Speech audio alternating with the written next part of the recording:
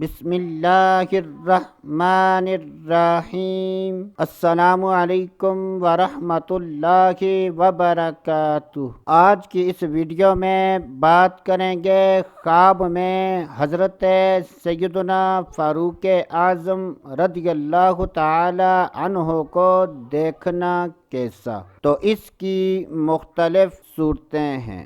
جب بھی خوابوں کی تعبیر بیان کی جائے اور اس میں مرد و عورت میں سے کسی کا ذکر نہ ہو تو اس سے مراد مرد و عورت دونوں ہیں۔ حضرت سیدنا ابن سیرین رحمت اللہ تعالی علیہ نے ارشاد فرمایا کہ اگر کوئی خواب میں فاروق اعظم رضی اللہ تعالی عنہ کو دیکھے تو یہ اس بات کی دلیل ہے کہ خواب دیکھنے والا عادل اور منصف ہوگا، اور اگر کوئی آپ کو کسی شہر میں خوش طبعات دیکھے تو یہ اس بات کی دلیل ہے کہ اس شہر میں عدل و انصاف قائم ہوگا۔ اللہ عز و جل سے دعا ہے کہ اللہ عز و جل ہمیں اچھے خواب دیکھنے، برے خوابوں سے بچنے کی توفیق عطا